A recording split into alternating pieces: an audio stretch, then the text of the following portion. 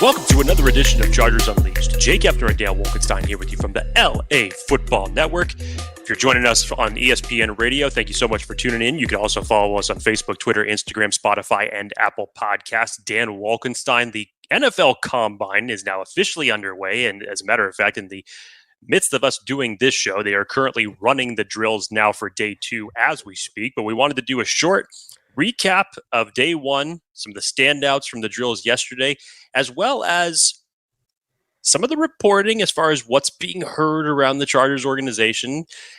You know how this normally goes. As you say, it's lying season during the drafts, during this time of the draft. So as far as all indicators go, everything that Dan and I are saying right now could end up being completely false, but these are some of the early reports that have been coming out from Jim Harbaugh and the Chargers organization during here at Indy. But before we get into everything, Dan, how are you, sir? I'm good. Happy Friday to you and to everyone listening at ESPN and YouTube and Spotify and everywhere you get your podcasts. Thank goodness it's Friday because, man, do we need it. But good thing for us is we have a lot of coverage that's going to make us happy looking at the NFL Combine, Chargers content, so we got you covered. How are you? Happy Friday. Is it? Is it? It is for some. It is for some. Normally, I'd say you can't have anything to complain about when it's Friday, but we're moving on. Here we are. Here we are. Let's get into it. Combine started yesterday. Today, we're in the midst of DBs, tight ends, both big needs for the Chargers team. Let's start with yesterday before we get to all the kind of key takeaways from Indy. I mean, a lot of big people moving. There were some big men moving yesterday.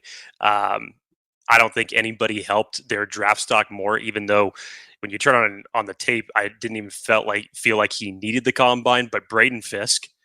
Yeah, there were 3 guys. There were 3 names I thought were like, yeah, those were the winners by far. I mean, are you kidding me with what Braden Fisk came in there and did yesterday? Talk about just complete domination in almost every single drill. Did he go out there and lead? I mean, not only running the 40 in the time that he ended up running it in, but what he was able to do as far as the broad, the vert. Just when you watch him on tape, Dan, he's just a monster. Florida State defensive tackle, by the way, for those who don't know. Just an absolute monster when he comes through the line, just has that tenacity to just find the football and demolish whoever is in front of him to go out there and get it. And then to show the athleticism that he did yesterday, not only in the 40, but what he was doing laterally through the hoop drill. Obviously, the broad and the vert were both very impressive for someone of his measurables and size. Dan, he ran a faster short shuttle than Aaron Donald. At a 4.37, Aaron Donald was a 4.39. I mean, this dude's athleticism is off of the charts for what he was able to display yesterday. So I didn't think that he needed it. But in terms of Chargers fans, if we think that they're going to prioritize that defensive line maybe someday on day 2, unfortunately, Braden Fisk may have just shot himself into the first round conversation, and he probably will not be there at 37 when the Chargers select. Yeah. Talking about big men moving. Another defensive lineman who I think really helped the stock today. Not necessarily as much as some of the others we'll get to, but Trevondre Sweat, Jake. This man pushing 366. Weight did not change from the Senior Bowl to the NFL Combine. He just said, "Nope, I'm not losing weight. What for?" Which is, well, honestly, he's one of my favorites for the Chargers. I would love to see his presence on this defensive line. But dude ran a 5.27, weighing 366 pounds. Imagine pretty damn good for that. For visual reference, imagine someone 366 pounds running full speed at you, and you're standing still. I would get dusted. It would be like in Endgame where you just snap the finger and I'm gone. That's what this guy looks like. A mountain. And then we go to the edge position. I think another guy who blew up. That's funny. Easy transition from Chop, Florida State. Chop Robinson from Penn State. To have a day. Woo! I'm very high on Chop Robinson. Some people have a little lower, but that dude flew, and he's kind of an athletic freak. I think Bruce Feldman, I had heard him on an episode somewhere, saying he's like the mini Micah, where he's so freakishly talented. And if you can retool him, if you can, because he like still has to learn how to pass rush. Like he's so raw, but the guy just has so many freakish athletic traits. The guy could be nasty. And then when you go to the linebacker position, there are some just absolute freaks. And a guy I really like, Edgerrin Cooper from A&M. And then Peyton Wilson, man, that dude was hauling, Jake. You called it to me. You said beforehand, this guy is going to cook. And boy, did he ever, left everyone else in the dust. You mentioned Bruce Feldman's, Peyton Wilson was his number 4 on Feldman's freak players. And just to see someone his size at 6'3", 233 pounds, and he comes out there and he runs a 4.43 officially. He was already expected to test well. And when you go out there and you watch guys like Dallas Turner, who, everybody expects to go early in the draft and runs a 4.47, and everybody's like, whoa, all right. And then, no big deal.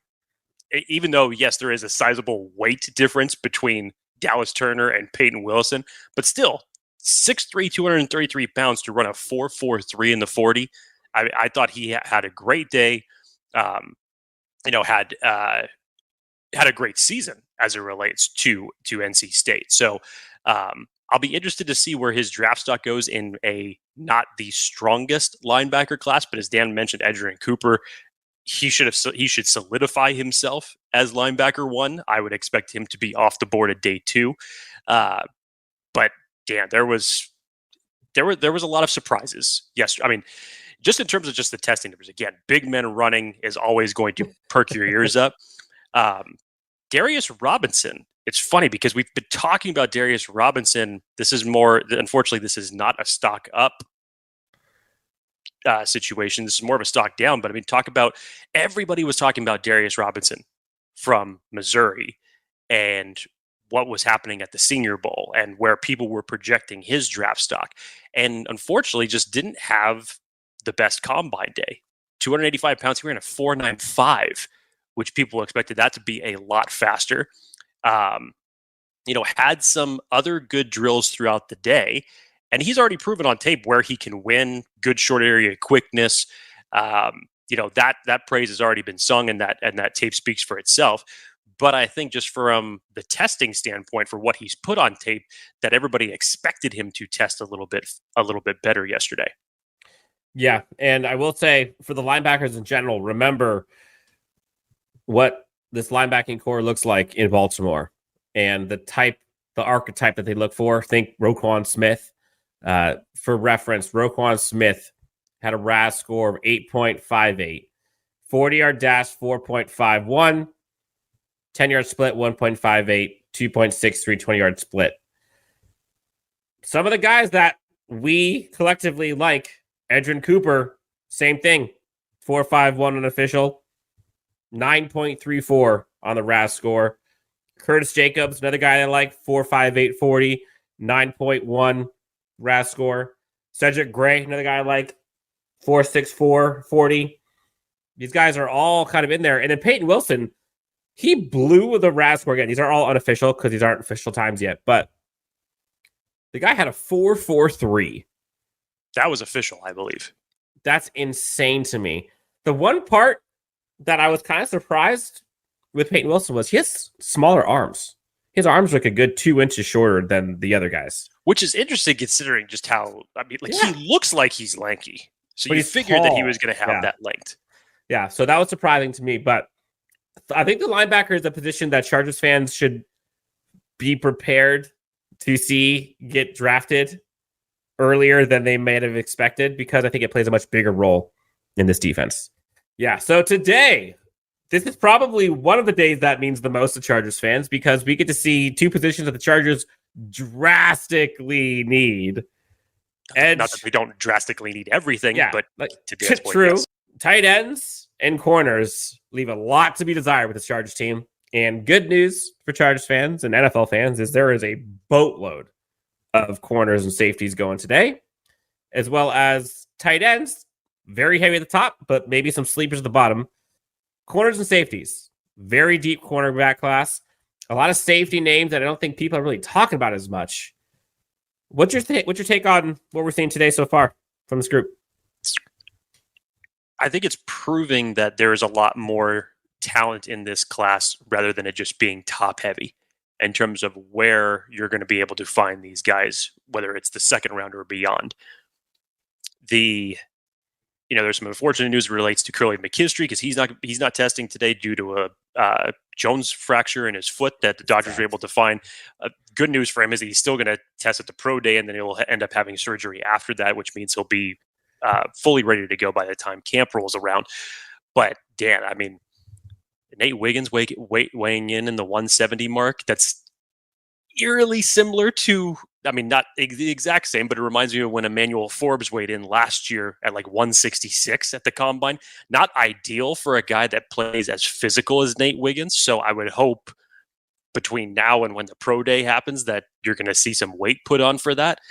But just in general, I think this class is extremely deep. There's a lot of sleeper names that I think that people need to get a little bit more familiar with. Yeah.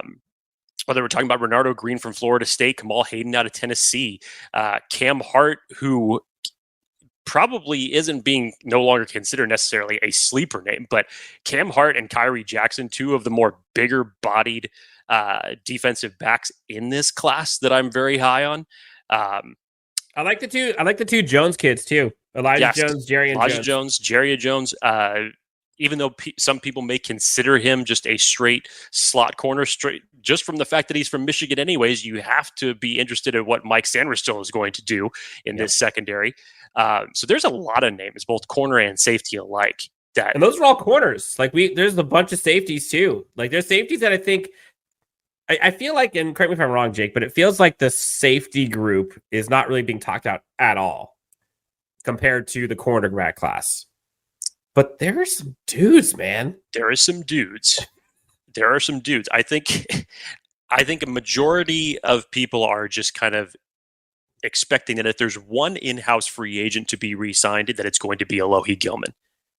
And until free agency actually takes place and until we hear an announcement on that, whatever way that's going to go, I think all the talk about safety is going to be put on the back burner until then.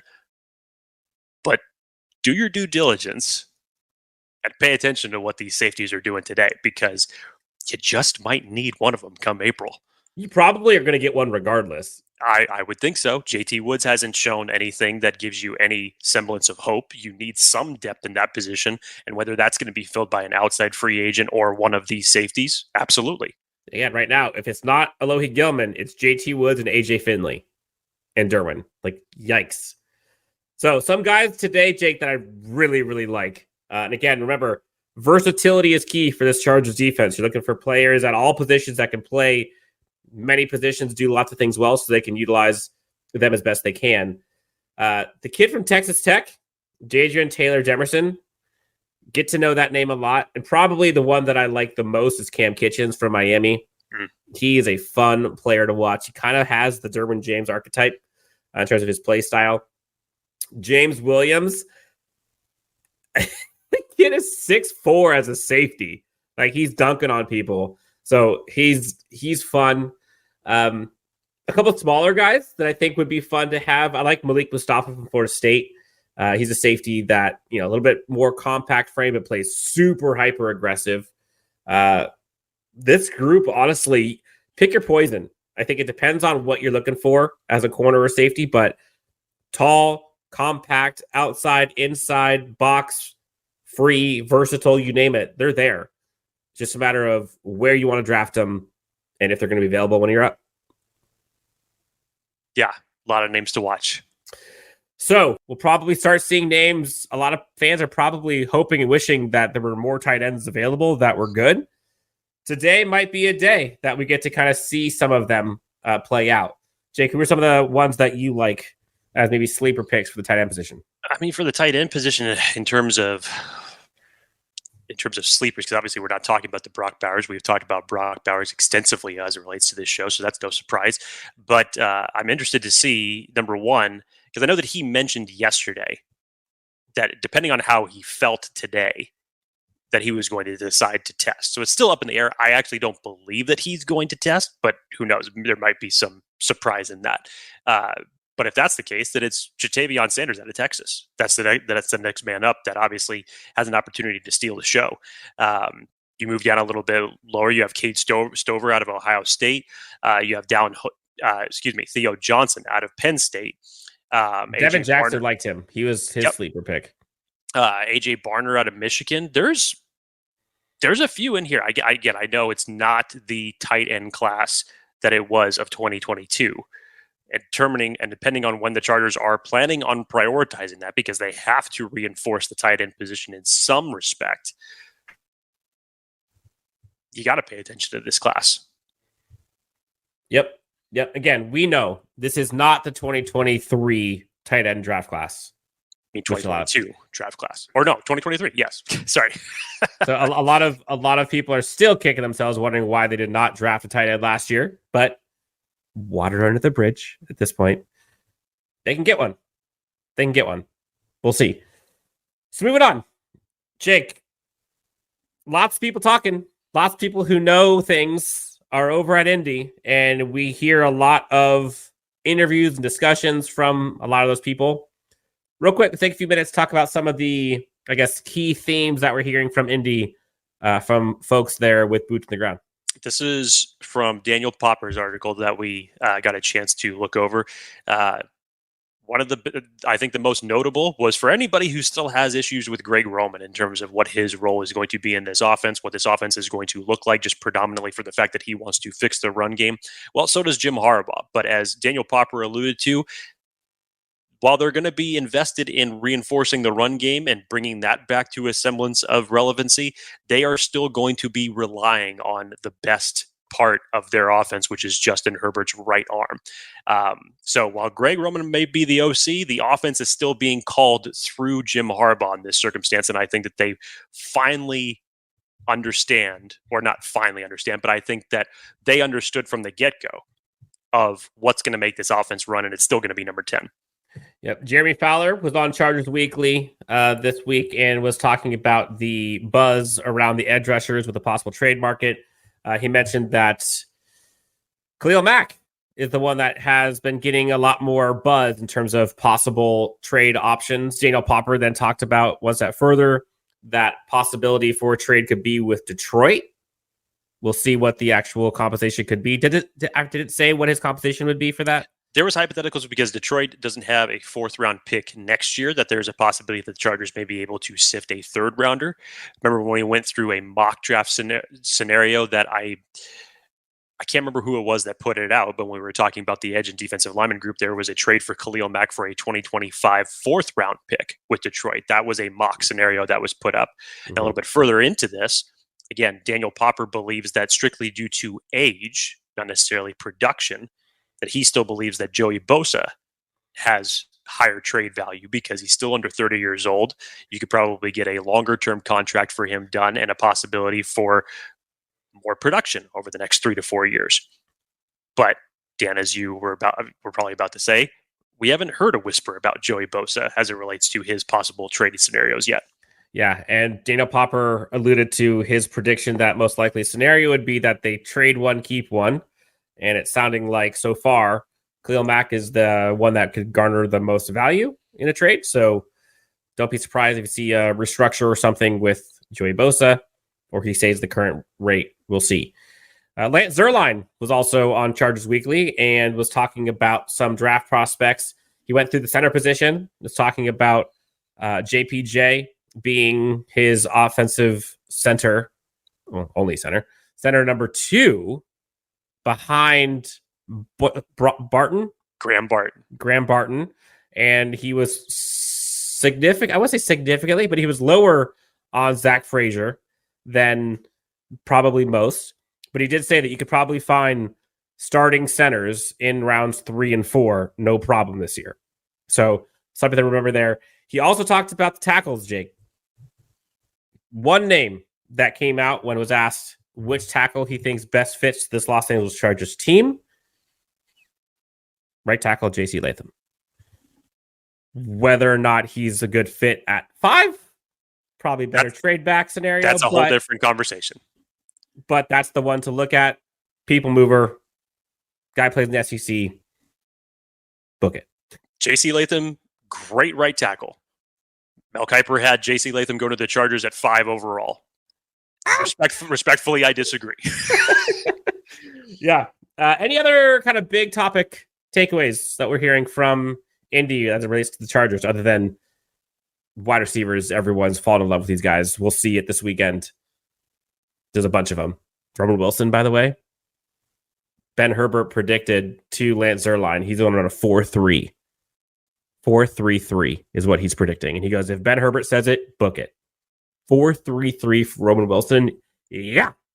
Xavier Worthy called his shot, said that he's going to break the combine record today under that 4-2 mark.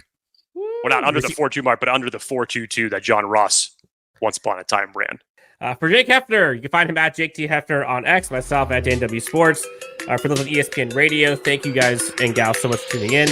Have a great weekend. Enjoy the combine. We'll talk to you next time on Chargers